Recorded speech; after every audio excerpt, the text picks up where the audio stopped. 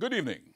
As we begin this new school term, let me take this opportunity to extend Happy New Year greetings to all stakeholders in our education system, including our hardworking teachers, students, parents, board members, administrative, ancillary, and Ministry of Education, Youth and Information staff. Each new year brings with it opportunities for renewal and a new focus, and this year will be no different. Whatever is achieved nationally will be dependent on what we do as individuals working together as teams in an extended chain of activities. Let us therefore go forward with a renewed sense of hope and belief in our collective abilities to find sustainable solutions to new and long-standing challenges in our education sector. We can look back at the year just ended with some satisfaction that much was achieved in advancing access to education by more of our students. We are pleased that with the allocation of more financial resources, our schools were better able to manage their administrative functions. There was also increased support for additional infrastructure development and the maintenance of selected primary schools. With more money being put in the system, the government now spends just over $37.6 billion on secondary education alone. This includes funds for salaries, grants, TVET, ICT, science, infrastructure, furniture, and nutrition. That means, depending on the school population that some institutions have, a higher per capita of over 119,000, while others saw 176,994 per capita at the secondary level. Through targeted intervention, teachers at the primary and secondary levels were helped in specialized workshops to better prepare themselves and their students for national exams. The results from the grade 4 literacy and numeracy tests were particularly encouraging, and improvements were recorded in GSAT, CSEC, and CAPE. We must again say special thanks to our teachers for their dedication and professionalism in going beyond the call of duty in delivering a high-quality product to our children. We're also pleased that we're able to develop the National Qualification Framework, and this was launched in February. In this way, we have begun to bridge the gap between academic qualifications and technical vocational qualifications. Our aim is to create a track for the occupational degrees that is separate from traditional degrees.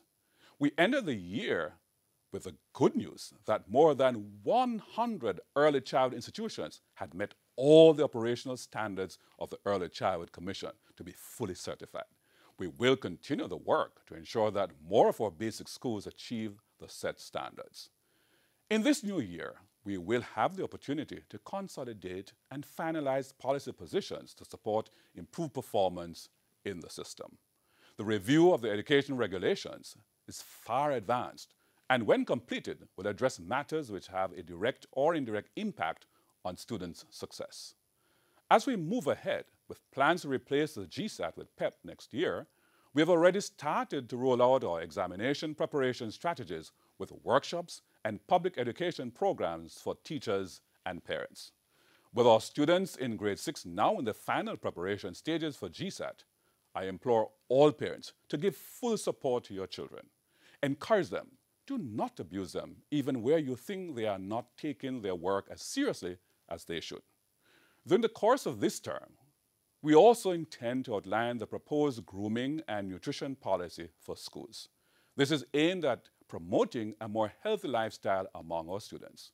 In addition, as part of the wider government policy, we have made a commitment to place stronger emphasis on the development of Jamaica's early childhood education sector. To this end, we have provided increased funding in partnership with the Ministry of Health, the Ministry of Labor and Social Security to reactivate the early stimulation program for mother and child from birth to age 3. Our focus is to support the birth to 3 years old group through the early stimulation program, allowing our babies to be developmentally ready for the 3+ years. Nutrition, stimulation, and protection from violence are 3 of the critical areas that should be addressed during the first 1,000 days, and we intend to step up the support in this area this year. We at the Ministry of Education, Youth and Information see our mandate as that of helping our students to develop their intellectual capacity and social skills to advance their personal and national development.